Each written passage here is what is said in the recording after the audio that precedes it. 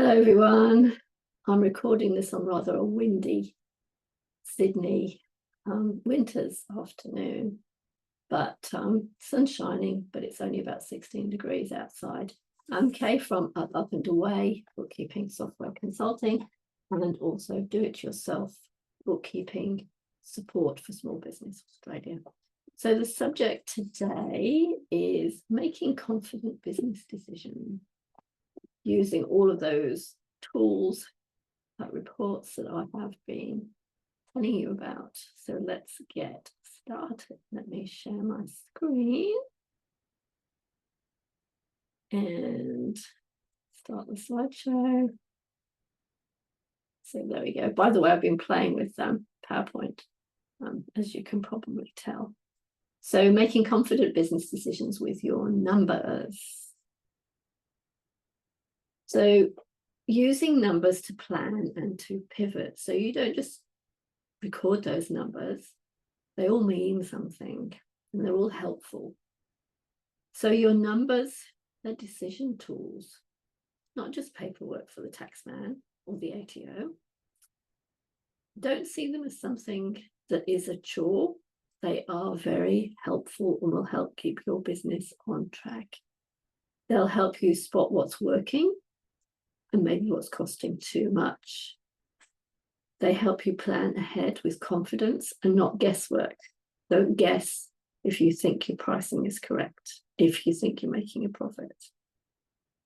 Helps you react to market or cash changes quickly. So you'll notice maybe a fall in revenue or an increase in revenue or demand. So for example, you could possibly afford a VA if you have extra cash profit revenue. You could maybe you need to drop an unprofitable service, something that's you're doing that's not making money for you, and maybe even fund a rebrand if you feel that rebranding is maybe the way you need to go. So an example, a dog groomer tracked monthly profit margins and realized she was losing money on small dog grooms after factoring in time, supplies, and travel. She removed that service, focused on larger dogs, and freed up time to take on more profitable bookings. So there you go. Big dogs, larger dogs, they can make more money out of them. Regular reports that you should run. Always weekly bank balances, invoices, basically sales, and maybe some other key metrics. Accounts receivable, accounts payable, monthly profit and loss, cash flow, budget versus actual, and an expense review. Always do an expense review. Quarterly, you would run your balance sheet, your business activity statement, and check in on your goals and if you are achieving them or not. So also block time for reviews. It's a CEO habit. Block out time to review those numbers. Don't just create the reports, crunch the numbers and do nothing with them. That's no good. An example, a mobile mechanic checks his P&L each month and noticed fuel costs crept up 30%.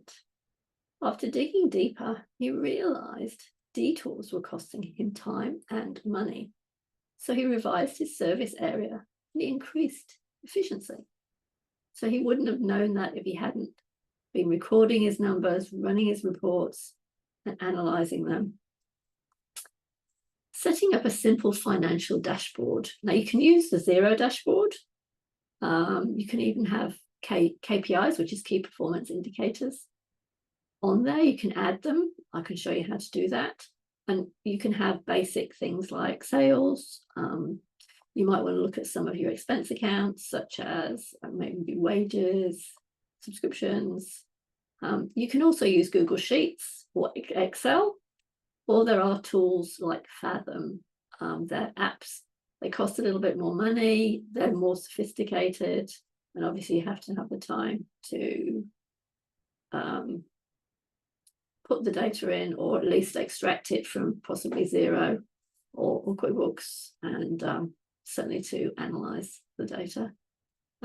Make sure you track revenue, gross profit, net profit, and your cash flow.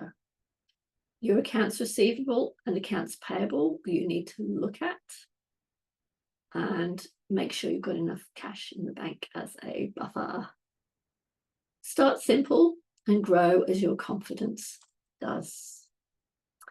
So a small cafe owner created a Google sheet to track weekly revenue, staff wages, and food costs. After 6 weeks, she could clearly see the quietest and busiest days, leading her to reduce staff on slow Mondays and run specials midweek to boost traffic. So she wouldn't have known what to do. She wouldn't have known Monday was slow if she hadn't been tracking her sales figures. When to seek professional help. So you may get too big and not be able to do your own bookkeeping anymore, or may not want to. Some people do, some people don't. So you can get yourself a bookkeeper to do the day-to-day data, payroll, and GST for you. You get an accountant to do tax strategy and business structure. You may want to change from a sole trader to a company or to a trust, and you certainly need their advice to help you save on that tax bill. You might need a business coach, who will help you with goal setting and insights into your business. I've always had a business coach, found it extremely helpful, and it was always someone to bounce ideas off and to help look at my figures too. You may need a specialist to help you with cash flow pricing or scaling your business. And if you feel stuck, remember, it's okay to ask for help.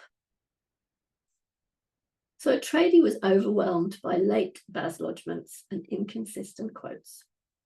After hiring a bookkeeper, he got his Xero file up to date and started working with a business coach to improve his pricing strategy.